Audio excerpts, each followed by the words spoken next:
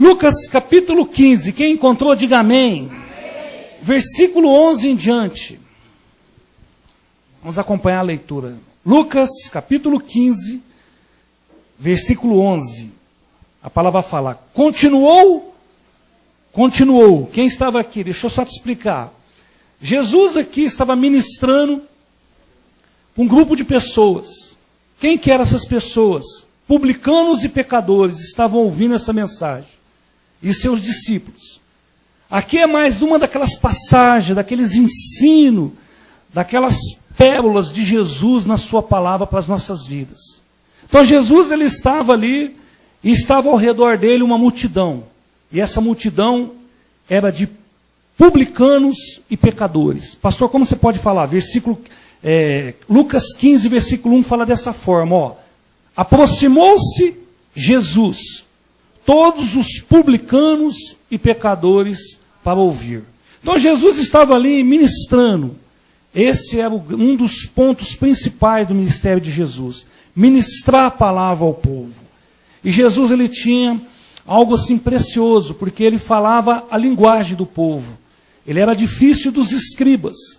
Ele era difícil dos fariseus. Porque ele falava algo que o povo entendia. Porque olha só a repercussão no versículo 2. E murmurava os fariseus e os escribas, dizendo, este recebe pecadores e come com eles. Então acredito que Jesus estava sentado no meio dos publicanos, dos pecadores e dos seus discípulos. E ele estava ali, de repente, fazendo uma ceia, comendo alguma coisa com eles, e estava ministrando a palavra dele. Pensa que privilégio, meu amado. A pessoa, você está sentado, de frente, Jesus ministrando a palavra ao seu coração, isso é algo precioso. E Jesus estava ali. E ao redor daquele povo, estavam ali os fariseus e estavam os escribas. Quem que eram os escribas? Os mestres da lei. Aqueles que ensinavam a palavra de Deus. Aqueles que guardavam, que usava todo aquele ensino para ensinar o povo judeu, para ensinar a nação judeu. E a palavra de Deus fala que ele começa o texto ali, falando que eles estavam ali, eles murmuravam entre eles. Quem é esse? Quem que é esse cidadão que fica ensinando essa linguagem para este povo? Não é dessa forma, acredito eu, isso é na linguagem de André renovado, né? Quem é esse que deve... Qual é a mensagem? O que ele está querendo dizer? E ali ele está trazendo uma mensagem para os publicanos e para os pecadores. E se você ler todo o capítulo 15, você vai perceber que o capítulo 15 é um capítulo que fala muito de perdas e ganhos. O capítulo 15 ele vai falar primeiro das ovelhas, daquelas 100 ovelhas que uma se perde.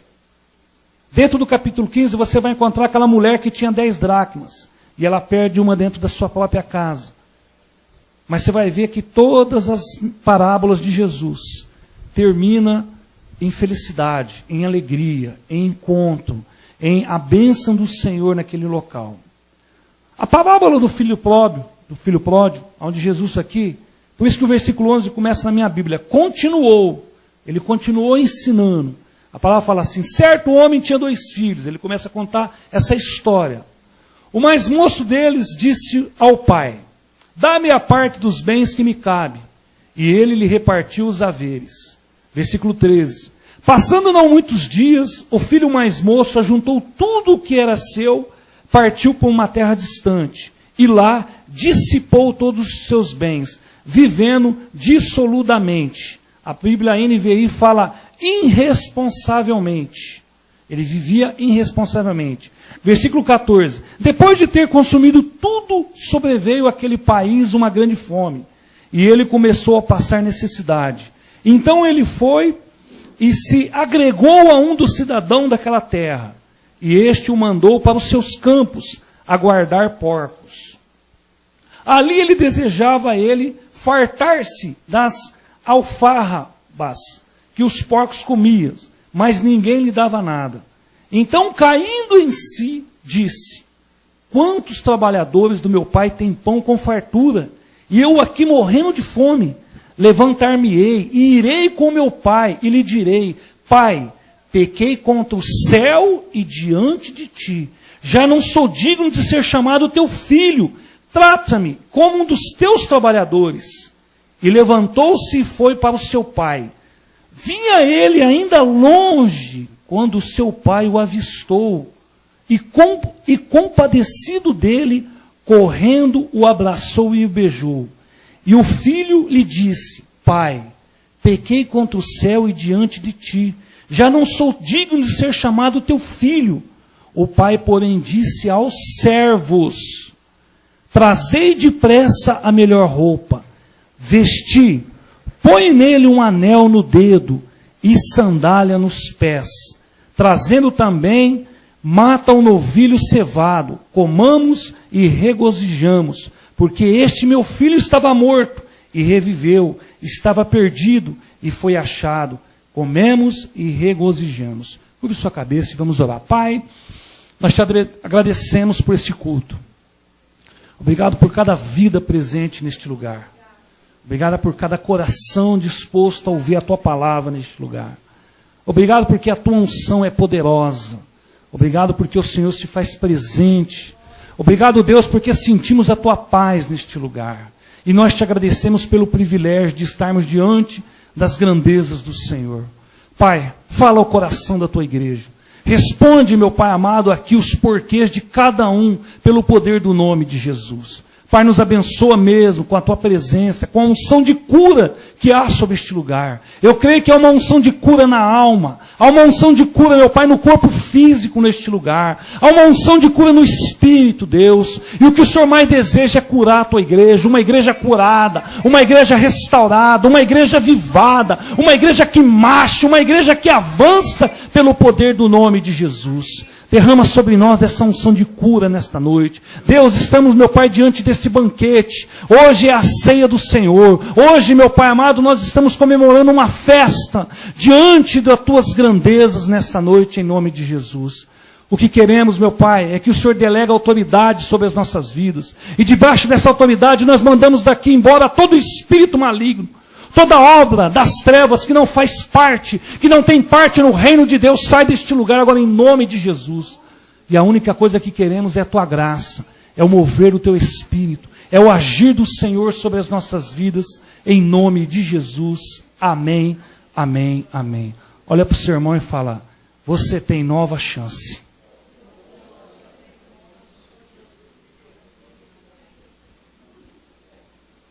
Queridos, uma das grandes qualidades que eu vejo no ser humano é o fato dele poder se arrepender. Porque o arrependimento, ele restaura a paz.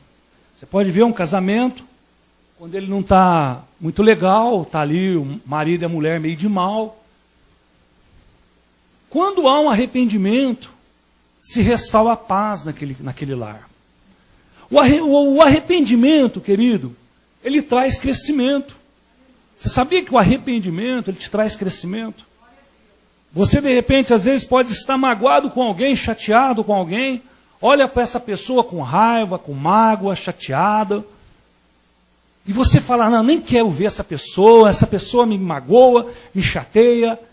Enquanto você estiver com esses pensamentos, nós vivemos naquele nível muito baixo de vida espiritual. Você quer ver você crescer, subir de degrau? É quando você fala: essa pessoa me fez mal, mas eu perdoo essa pessoa. Eu lanço perdão na vida dessa pessoa. Porque quando nós nos arrependemos das nossas atitudes e lançamos a bênção, lançamos o perdão na vida das pessoas, isso nos traz crescimento, querido. Uma igreja, ela só cresce se nós aprendermos a nos arrependermos, a ter uma vida sincera de arrependimento. Querido, o arrependimento, ele garante o seu passaporte na eternidade, no céu, no paraíso. O arrependimento, querido, ele é o primeiro pilar da salvação.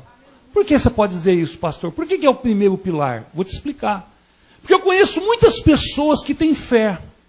Eu conheço pessoas, meu amado, que têm uma fé tremenda dentro do seu coração. Eu conheço pessoas, querido, que acreditam em Deus. Eu conheço pessoas que acreditam no sacrifício de Jesus. Mas eu também conheço pessoas que não se arrependem dos seus pecados. Não se arrependem de uma vida velha, de uma vida de fracasso. Então, o arrependimento, ele é o primeiro pilar da salvação. Porque os dois pilares da salvação é arrependimento e fé. Então você se arrepende e você tem fé em Cristo, você é salvo. Eu conheço muitas pessoas, meu amado, dotado de fé, mas não tem uma vida de arrependimento, não se arrepende. Por isso não cresce. E quando nós não nos arrependemos, quando não há um arrependimento sincero, nós vivemos muito num nível baixo de espiritualidade. O cristianismo ele passa a ser muito superficial nas nossas vidas. Uma pessoa que não se arrepende, uma pessoa que passa a querer ser julgadora, a julgar as pessoas, porque ele não consegue ter o arrependimento. Por isso que eu falo que é uma qualidade para os cristãos, é uma qualidade nós podermos nos arrependermos, meu amado. E como Deus ama pessoas que se arrependem.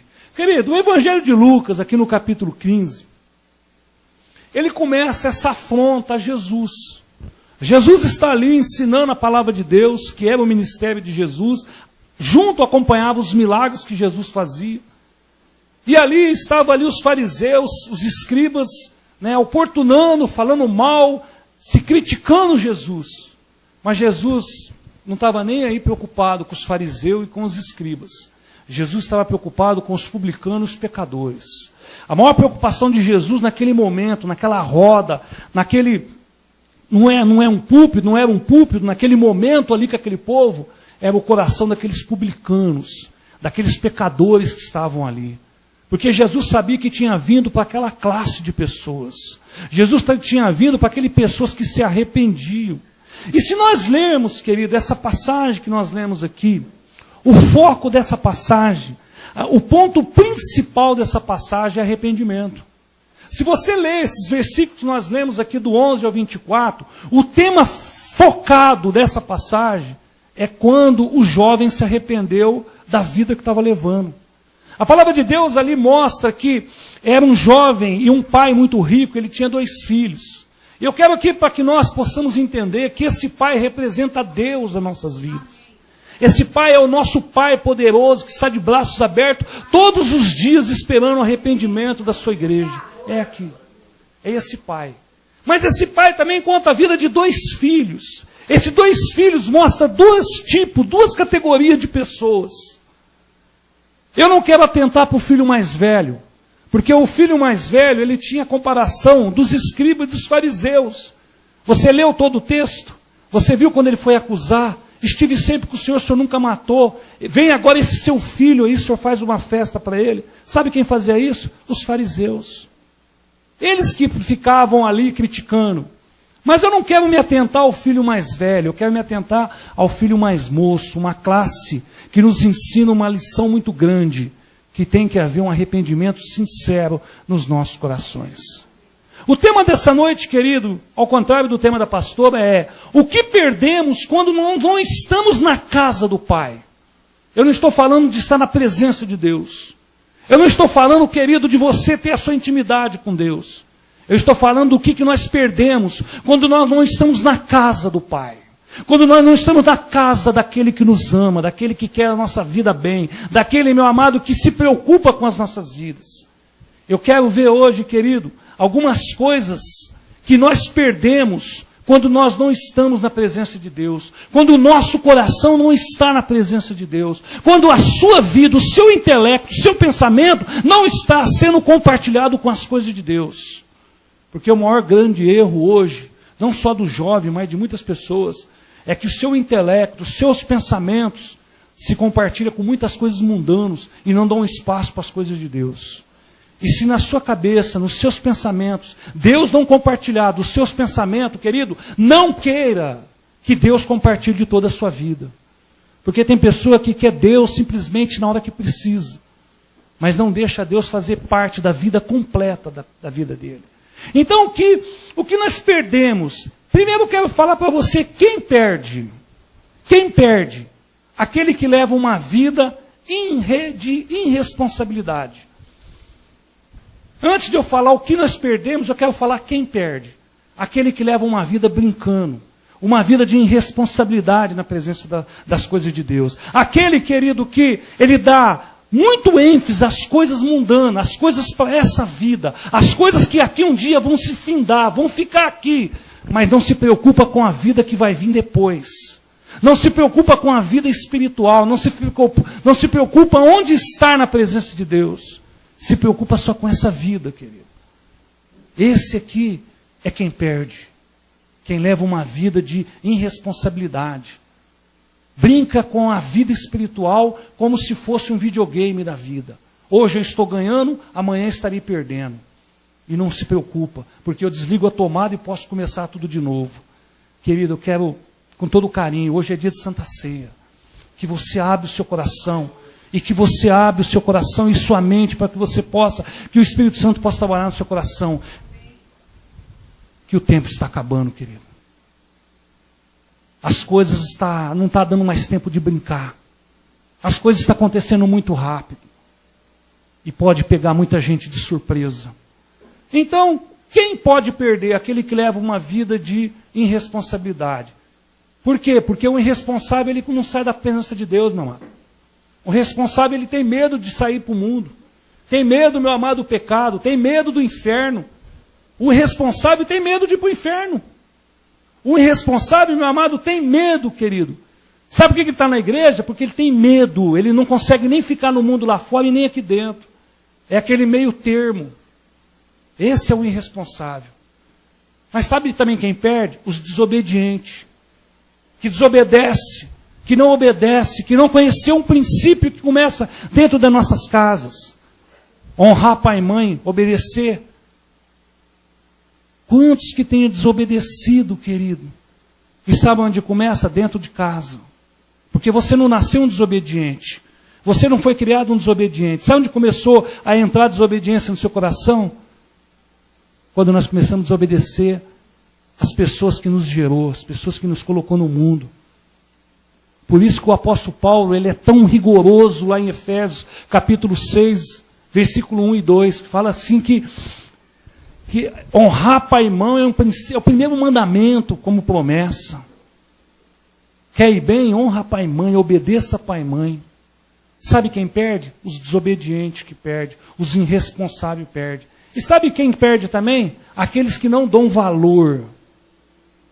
Aqueles que não conhecem um devido valor da vida, meu irmão. Porque eu acredito que quem não se ama, não ama ninguém. Quem não se ama, meu amado, não consegue gerar amor. Se você não consegue amar a sua vida, como que você vai gerar um amor para a vida de alguém? Como que você vai conseguir construir um casamento se você não se ama? Você nunca vai conseguir amar uma pessoa. Então eu acredito nessa noite que você tem que entender que você tem que se amar. A sua vida é preciosa. A sua vida tem um preço, a sua vida tem um valor. Por isso que o diabo investe tanto. Ou você acha que o diabo investe pouco na sua vida? Ele só investe porque a sua vida tem valor, querido. Ele só investe porque tem alguém lá em cima preocupado com você. O diabo só investe na sua vida porque ele sabe o seu valor, o conhecimento, aonde você pode chegar. Por isso que ele investe na sua vida. E vou dizer que ele não investe pouco, tem investido muito. E muito pesado na vida das pessoas. Então, quem perde? Quem são as pessoas que perdem? Os irresponsáveis têm perdido. Os desobedientes têm perdido. Os que não dão valor na vida têm perdido. Agora, querido, o que nós perdemos quando estamos longe do coração da casa do Pai? 3 coisas indispensáveis na caminhada com Deus nós perdemos. E essas 3 coisas que eu quero compartilhar com você, rápido, para nós tomarmos a ceia e receber a bênção de Deus e ter um período de oração. 3 coisas nós perdemos quando nós nos afastamos do nosso coração da casa do Pai. A primeira coisa que eu perco, eu quero que você tenha a sua Bíblia aberta aí, Lucas capítulo 15, versículo 22.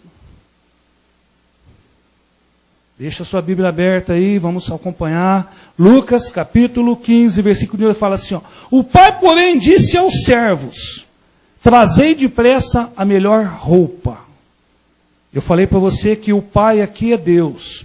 Os servos é a igreja, é aqueles que servem, é a igreja do Senhor. Então, o que eu perco quando eu me afasto? Quando o meu coração não está na presença de Deus, eu perco as minhas roupas celestiais. Eu perco as minhas vestes. A primeira coisa aqui que o pai falou para ele, coloca a melhor roupa nele. Ou você pensa que quando ele foi embora ele foi pelado? Ou você pensa que quando ele catou as coisas que ele tinha ali, que ele morava, ele falou, pai, nem essas roupas aqui eu quero, vou comprar umas hoje da moda para mim. Essas roupas que o senhor me deu aqui não servem. Eu vou hoje andar com a roupa da moda. Essas roupas aqui para mim é muito careta. Essas roupas aqui tem que me deixar eu muito santo. Essas roupas aqui, elas não faz bem para o meu manequim, papai. Tá vendo que o meu cabelo é muito penteado? Essa roupa não vai ficar bem em mim. Então eu vou para bem longe e vou comprar umas roupas novas, um modelo novo. E eu acredito que o modelo do senhor está muito careta, porque lá no mundo tem um modelo muito diferente, e é aquelas roupas que eu quero vestir. A primeira coisa que nós perdemos, meu amado, é nossas vestes espirituais. Quando nós nos afastamos da casa de Deus, quando você afasta o seu coração de Deus, você perde a sua roupa espiritual. Você perde, meu amado, aquilo que te dá o quê? Aquilo que traz uma identificação quem você é. Tem muito cristão dentro da igreja sem roupa celestial. Tem muito cristão dentro da igreja sem uma roupa santa, meu amado. Sabe por quê, querido? Porque não pediu para Deus trocar suas vestes. Não vieram com um coração arrependido. Sabe o que chamou a atenção no coração do pai, naquele jovem? É que aquele jovem se arrependeu. E aquele jovem mostra duas características muito grandes para nós aprendermos nessa noite. A primeira é que ele caiu a ficha. Ele era um jovem inteligente. Você viu quando ele estava comendo ali com os porcos? Você viu quando ele estava vivendo com os porcos? E eu vou te dizer para você, se você estudar um pouquinho, você vai ver que a pior classe, o pior pecado na vida de um judeu era viver com os porcos. Isso aqui para ele era abominação, para o judeu era abominação. Um judeu está vivendo cuidando de porcos. Jamais um judeu que se preze, que serve a Deus, que busca a palavra de Deus, que entra, vai viver com os porcos. E esse jovem, irresponsável, estava agora cuidando dos porcos. Estava sem roupa, estava agora dentro de um chiqueiro, comendo as bolotas do porco, se alimentando com comida de porco. Querido, por isso que eu quero que nessa noite você entenda que quando você chega na casa do Pai, você tem que trocar suas vestes. Porque enquanto você esteve lá fora, você esteve comendo comida dos porcos. O mundo só pode oferecer coisa imunda para a sua vida. Deus, meu amado, não tem parte com este mundo. Entenda bem, querido, você está aqui de passagem, você é um ser celestial, você tem uma pátria, você tem uma identidade, você tem vestes espirituais.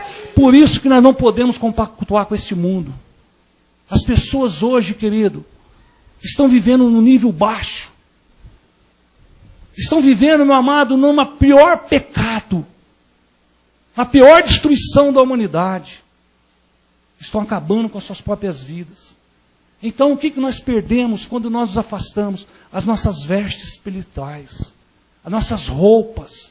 A roupa, ela traz uma identificação de quem nós somos. Sem roupa, você não tem identificação nenhuma. Quando você tem as suas vestes espirituais, você sabe quem você é. Amém? Veste, meu amado. Você viu o que o pai falou? Veste a melhor roupa. Vai lá, pega o maior grife, pega a melhor roupa no guarda-roupa, porque veste o meu filho. Veste fala de santidade. Veste fala de estar perto ao Pai. Veste fala, meu querido, de nós podermos andar e saber quem nós somos. E eu vou dizer que você é filho de Deus. Por isso nós temos que andar com as nossas vestes santas. Não com as nossas vestes imundas, mas com as roupas brancas. Não precisa abrir, mas Apocalipse 3,5, um versículo muito citado nesse altar, fala assim, ó, o que vencer será vestido de vestes brancas, e de maneira nenhuma arriscarei o seu nome do livro da vida. As vestes brancas, vestidura branca, é a sua identificação com o céu. Aleluia! Vestiduras brancas é sua identificação com o Pai. Está vestido de roupas brancas. Primeira coisa que esse jovem perdeu foi as suas vestes. Foi as suas roupas. Perdeu a cobertura, querido. Perdeu aquilo que identificava. Querido, quando você anda na rua, você é muito mais daquilo que você pensa que é. Há sobre a sua vida um manto sagrado. Há sobre a sua vida, meu amado, vestes brancas, resplandecente. Por isso que o inimigo, querido, quando ele te afasta, ele quer que você volta para o lamaçal. Porque ele quer sujar aquilo que Deus mais precioso colocou na sua vida. Por isso, querido, que o versículo fala, os vencedores vão ser vestidos do quê? De vestes brancas, de roupas resplandecentes. E a primeira coisa que esse jovem perdeu foi as suas vestes, as suas roupas, aquilo que identificava quem ele é, a família que ele era, da onde ele vinha e para onde ele ia e quem era ele sobre a face da terra. Querido, não negocie as suas vestes. As suas vestes falam aonde você vai, quem você é. As suas vestes te identificam, meu querido, o que você vai, aonde você vai chegar. Porque são vestes santas, conquistadas na cruz do Calvário. São vestes, meu amado, que o precioso sangue de Jesus te lavou para ter vestes brancas. Não negocie as suas vestes. Esse jovem perdeu. O que ele perdeu também, pastor? Versículo 22 fala. Ele perdeu o quê? A sua autoridade. Como? O seu anel. O que o pai falou? Coloca no dedo dele um anel. Ele saiu dali, meu amado. Ele não tinha, né? Ele não quis mais o anel. O anel representa autoridade. O anel, meu amado, representa uma aliança, você e Deus. O anel, querido, representa ali a autoridade espiritual nas nossas vidas. Quando aquele jovem chegou, ele estava aqui, sem anel, ele tinha perdido o anel. Ele tinha perdido, meu amado, o poder, a autoridade do Espírito Santo sobre a vida dele. Por que muitos estão na igreja, querido, e não conseguem orar, e quando ora, é uma luta e nada acontece? Porque você está sem o anel, você está sem o poder, você está sem a autoridade. Você viu lá quando José saiu lá da cadeia depois de 2 anos, chegou de frente ao faraó, e José ali, Deus revela o sonho, ele revela o sonho para faraó, e ali José ali fala para ele que ele tinha que levantar ali alguém para governar, porque ia acontecer aquilo. O que o faraó faz? Arranca o anel e dá para José. Aquele anel representava a autoridade sobre todo o Egito. Sobre a autoridade. Então o anel representa a autoridade. Tem muito cristão hoje, querido, que perdeu o anel, que perdeu a autoridade.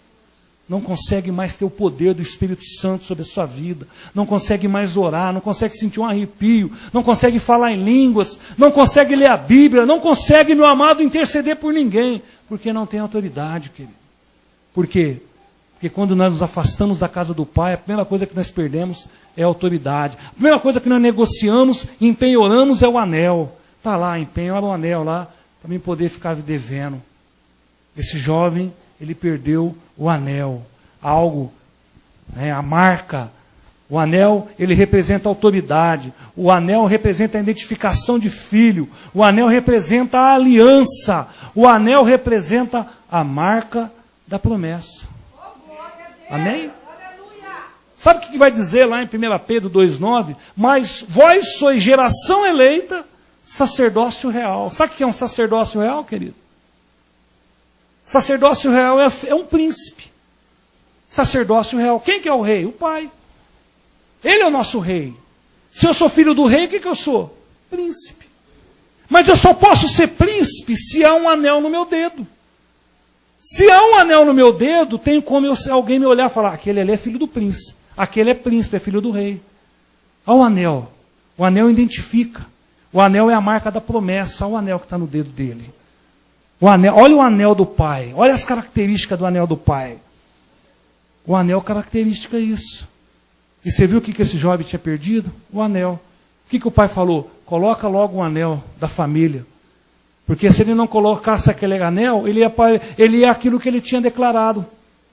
Sabe por que o pai mandou colocar um anel rapidinho no dedo dele? Porque ele tinha declarado, eu não quero mais ser seu filho. Me trata simplesmente como um trabalhador. Eu me arrependo, eu pequei contra o céu e contra ti. Eu não sou digno de ser chamado seu filho. Eu quero ser apenas um trabalhador. Se ele não põe um anel, ele ia ser apenas um trabalhador. Mas sabe o que o pai falou? Não. Você tem paternidade. Você tem sobrenome.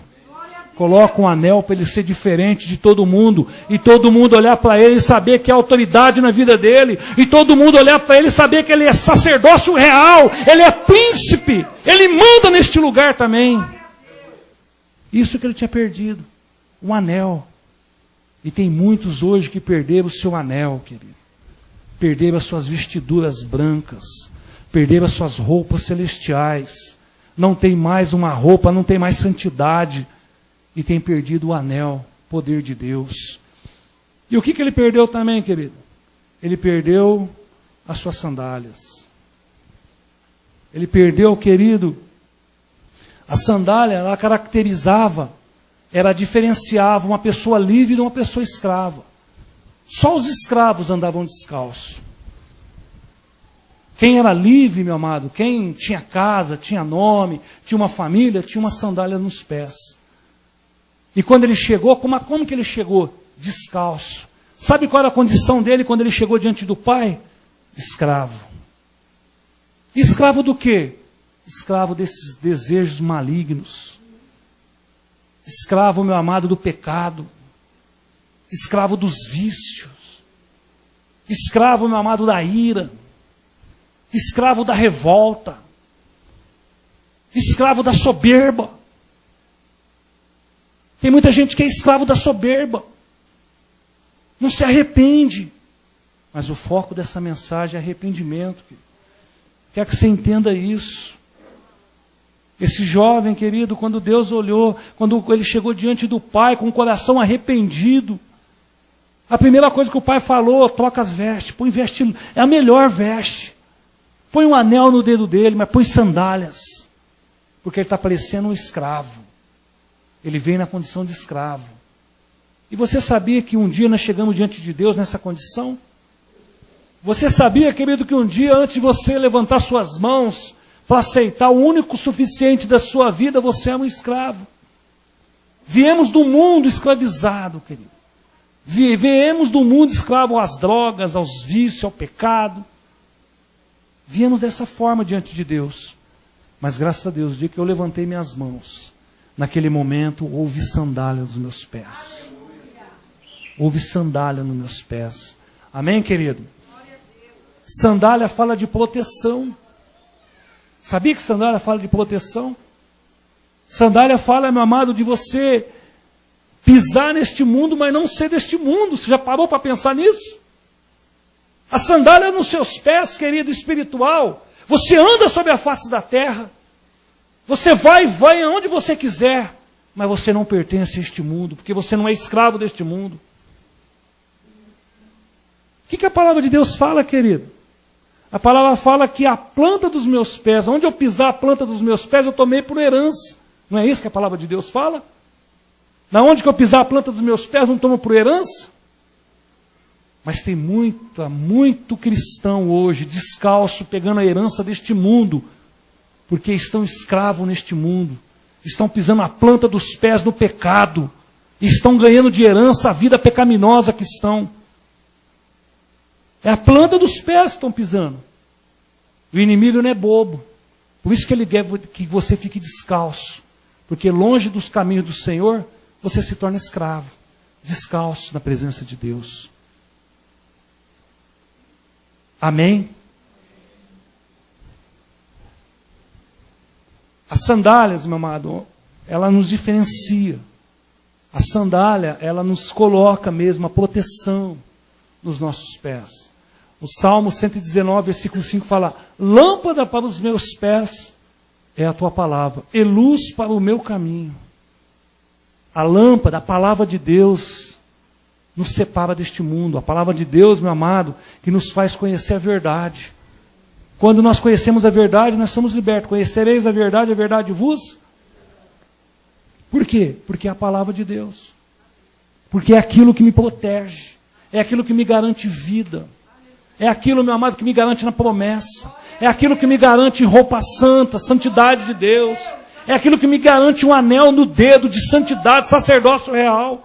É aquilo que me garante uma sandália no pé, dizendo para este mundo, eu não sou escravo. A planta dos meus pés não merece esse mundo. E tem muitos que querem ainda persistir a andar nesse mundo. E descalço, fazendo aliança, recebendo as heranças deste mundo. E quando vem com Deus, vem com as suas vidas todas arrebentadas.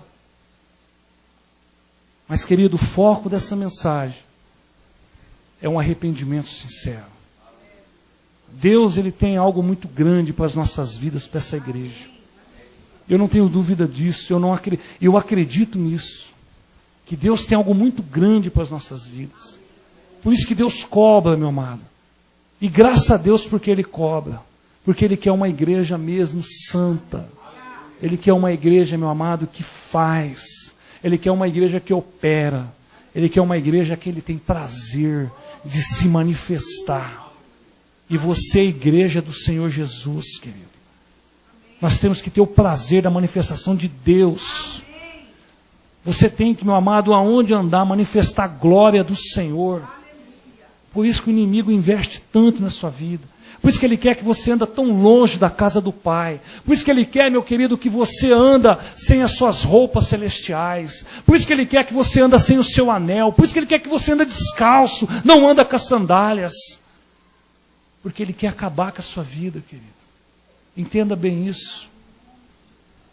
Hoje é noite de reflexão, estamos aqui diante de um banquete, estamos diante aqui de uma festa no céu, para falar, fazer isso em memória de mim, o que nós estamos fazendo aqui é em memória de Jesus, lembrando aquele momento da cruz.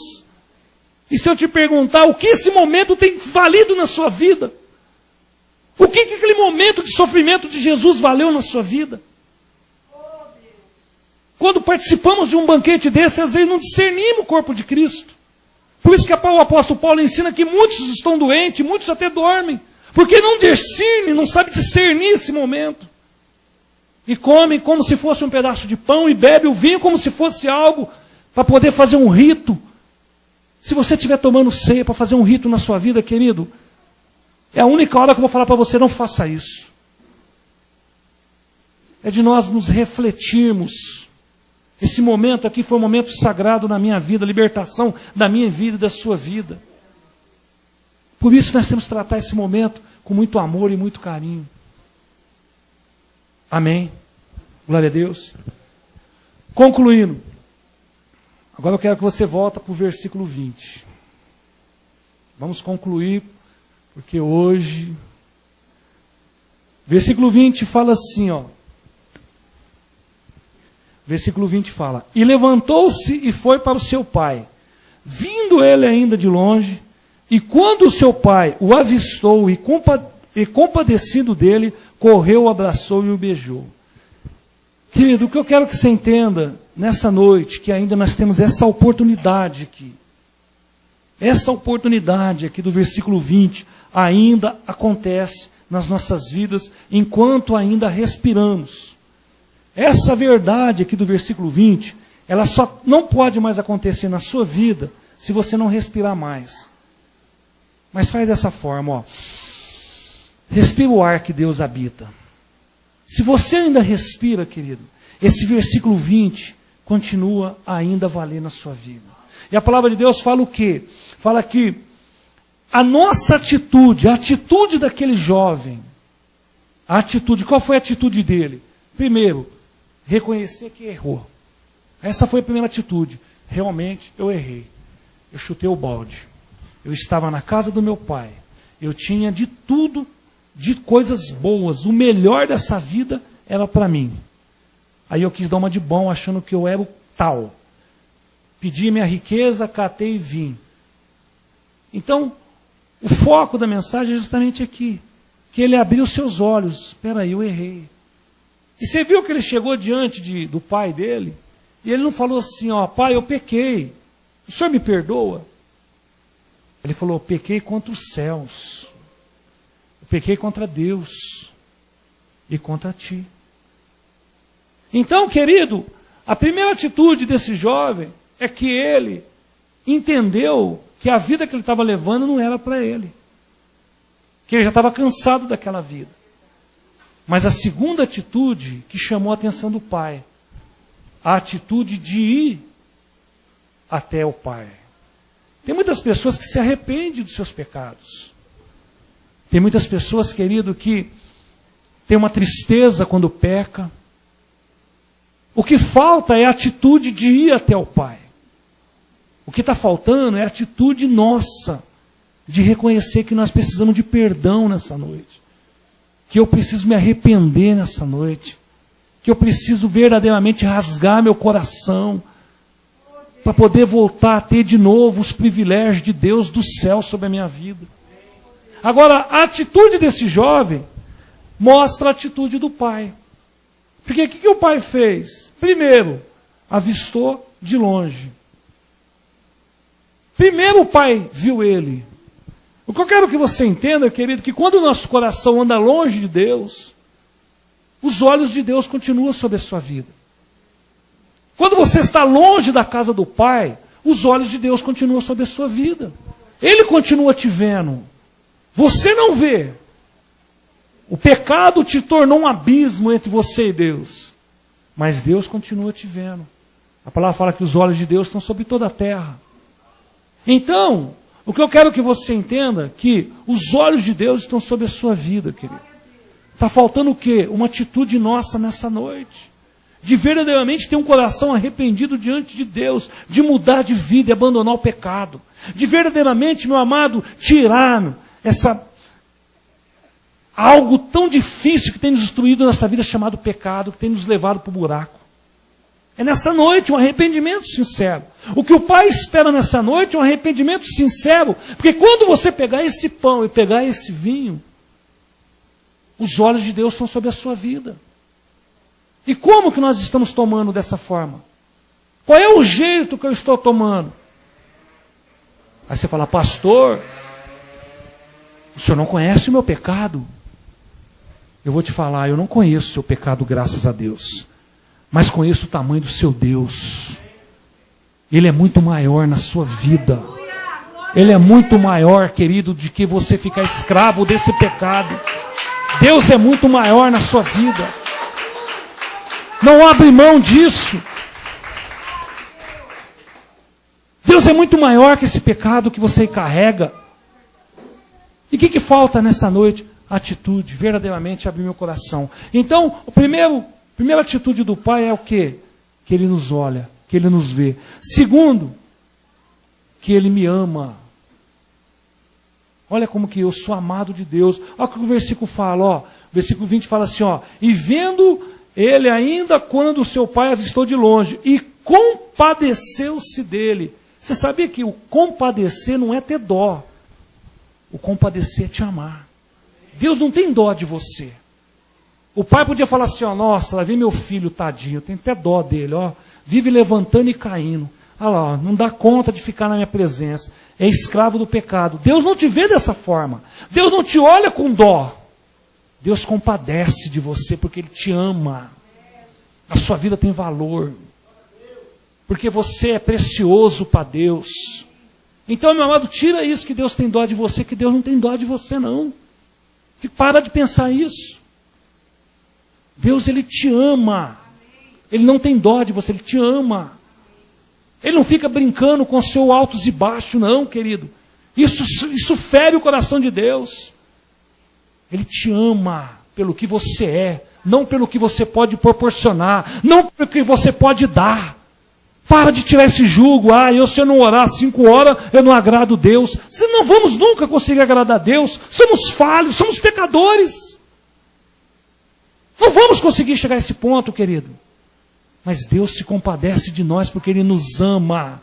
Ele conhece a sua fraqueza. Ele sabe o seu ponto fraco. O mal é que o inimigo sabe também.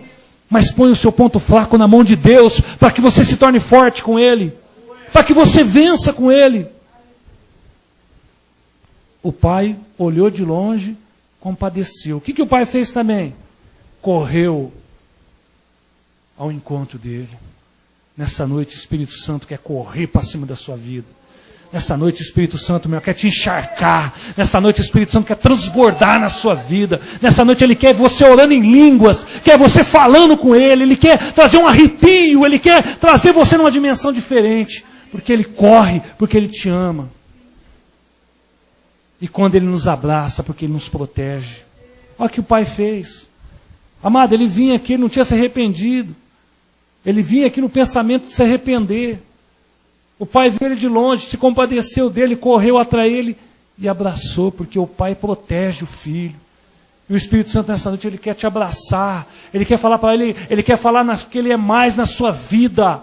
Que nem o mal pode chegar na sua tenda, que nem pode te tocar, porque ele te abraça te protegendo. Ele é Deus das nossas vidas. Ele é o nosso Deus. E por último, o pai o beijou, demonstrando um carinho muito grande por nossas vidas. O pai o beijou. Queridos, com uma só atitude desse jovem, buscou grandes qualidades da vida do pai para as nossas vidas nessa noite. Vale a pena, querido. Vale a pena ter um coração mesmo, dicerado, arrependido mesmo, querido. Arrepender-se desse pecado que tem te destruído. Por que muitas vezes, meu amado, fica esses pensamentos na nossa cabeça? Porque nós alimentamos. Tudo que você alimenta cresce. Se você alimenta a impureza, ela cresce na sua vida. Se você alimenta a ira, ela cresce. Se você alimenta a prostituição, ela cresce. Está na hora de nós alimentarmos as coisas de Deus na nossa vida, meu amor. Porque você é especial. Você é o único ser que pode participar de um momento como esse. Porque somos salvos, somos purificados, somos lavados e comprados pelo sangue de Jesus. O único momento, meu amado, de participar de uma festa no céu e na terra é esse momento agora. Você já parou para pensar nisso? Santa Ceia, você pode participar de uma festa aqui, numa festa no céu. O único momento, querido, que é onde você festeja aquilo que Deus já fez, não vai fazer, já fez na sua vida. O único momento que nós festejamos aquilo que nós já recebemos. Salvação, vida eterna. Nosso nome escrito no livro da vida. É isso que nós festejamos aqui. Mas eu quero que isso seja fiel na sua vida. Eu quero que isso seja real. Eu quero que você seja sincero a esse gesto que nós fazemos diante de Deus. Com o nosso coração sincero, querido. Amém? Para de pensar que você não é capaz. Você é capaz. Para de pensar que você tem que ler toda a Bíblia em 24 horas para poder agradar a Deus. Que não é isso que vai agradar a Deus. Para de pensar que você tem que ficar 24 horas de joelho para agradar a Deus, que não é isso que vai agradar a Deus, meu amado. Para de pensar, querido, que você tem que conhecer a Bíblia de Gênesis, Apocalipse para agradar a Deus. Não é isso que vai agradar a Deus. O que vai agradar a Deus nessa noite é ser sincero com Ele. É ter um coração sincero e falar, Pai, eu quero ser sincero diante do Senhor. Eu quero parar de alimentar essas fraquezas que têm me destruído. E começar a alimentar as coisas de Deus na minha vida. Amém? Eu quero te dar esse privilégio nessa noite. Quero que você se coloque de pé, curve sua cabeça. A palavra de Deus fala para nós analisarmos esse momento precioso. Quero que você curve sua cabeça. Eu não sei por onde você tem andado. Não sei se você está longe da casa de Deus.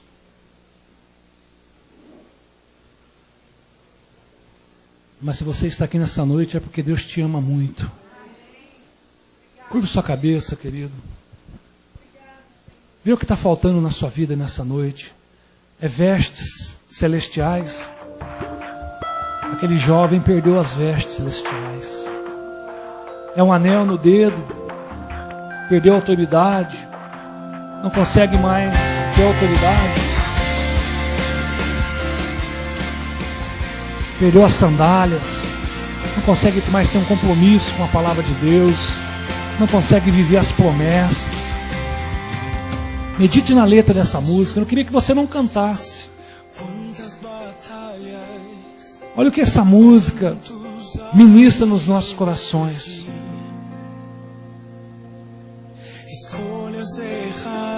Eu queria que você nesse momento já se analisasse. Daqui a pouco nós vamos participar da ceia. Fizeram-me cair, mas eu peço por mais uma chance. Fala para Deus nessa noite.